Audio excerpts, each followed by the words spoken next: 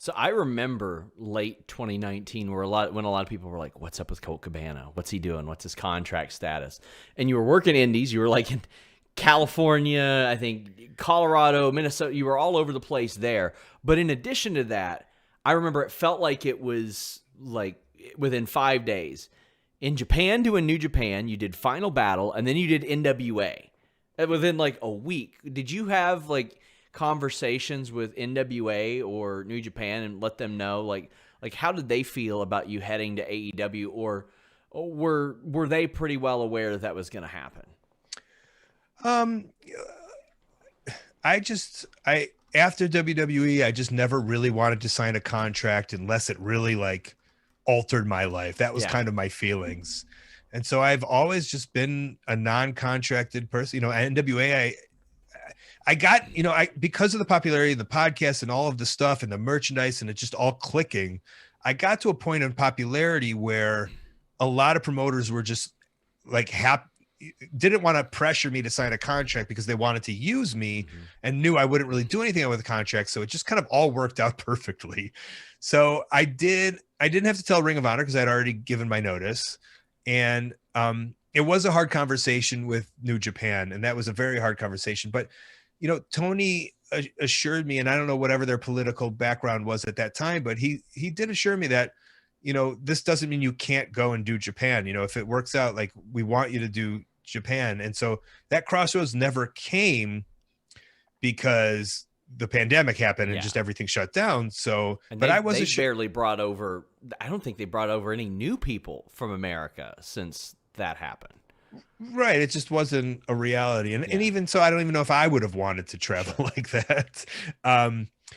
So yeah, but that was I did tell New Japan that, you know, I am signing and I wouldn't be able to kind of, and I knew that they had plans for me and Yano to kind of like essentially team up for most of the tours. You know, I think there was so much success coming from the tag league that we did. And I know people have their opinions on wrestling and I do think it is like the microcosm of it, because the people that hated the style of Yano and myself, which is understandable, we're not for everybody, but in those arenas, it was just magic. The smiles and the laughter.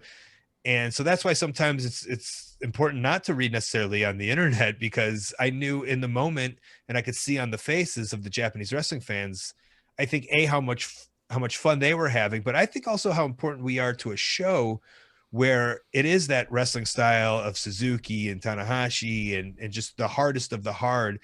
And, you know, like the great Dr. Tom says, you know, wrestling shows are like ice cream. It's circus. You need a little bit of everything. And I think our role to the shows were very important. And I do think my role to any show is very important. I don't want to sound egotistical, because I'm not saying I should be the heavyweight champion of every promotion, but I am aware, when done right, like, I think what I do is important to a wrestling show.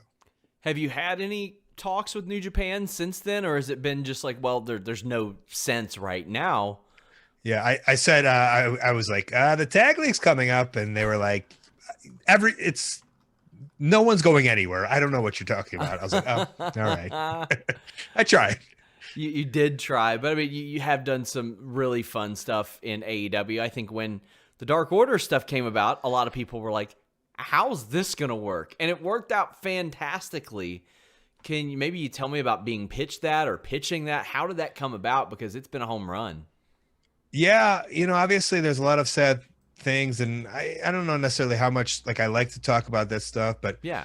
But Brody and I went to Brody with a pitch, and it was after he had wrestled Moxley, right, for the championship. Yeah, that would have been around the same time. Yeah. Yeah, and you know, it was like they built him up, and then there was nothing for him to do, and it's kind of like a cool down period, because you knew Brody would be in the upper echelon, but that's always a hard spot for like King Kong Bundy after WrestleMania 2, right? It's just like, we built him up and he's got to go down for a little bit before he goes up. So I wanted to be that in between guy for him, and, you know, give him a big win to then reboost him into the picture, because I knew there would be a little bit of a while of a stall. So I came to him and I said, would you mind me pitching this? And he was like, no, I love it. And I wrote up like a big manuscript of each week by week by week.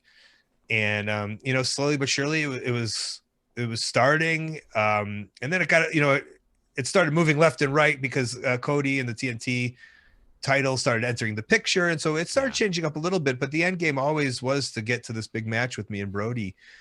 And obviously it never happened. So I do sometimes I see stuff online being like, why is Colt in the Dark Order?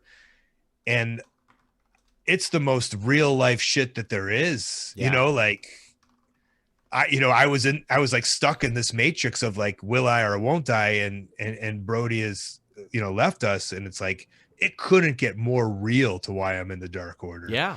And so that's kind of what we were doing. I can't speak enough of how sad that we lost Brody. I got his picture over there. I'm waiting on a frame. Amazing. I'm waiting on a frame to put it on my wall. But and so many great artists have done stuff like that, and you see it all the time. And that's kind of the cool thing about the community of wrestling.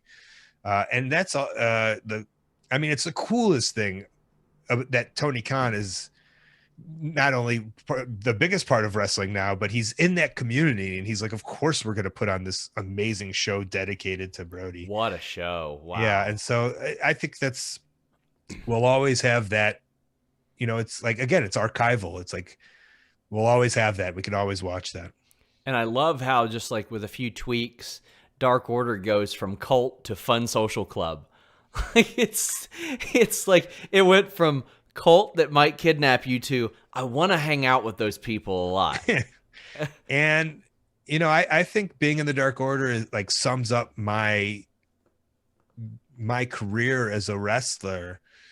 It's just like I can't wait till the crowds come back, because that's how I've been. It's like I might not be the biggest and the strongest, and I might not look like some of the quote unquote top wrestling stars in the world, but I'm able to connect with the fans. It's something I've always been able to do. And when in an arena, I'm able to get a reaction, and, just a little bit of the little crowds in Jacksonville. I think and I'm hoping it'll open a lot of eyes when the Dark Order comes out to these live crowds. And I'm very excited for what happens after that.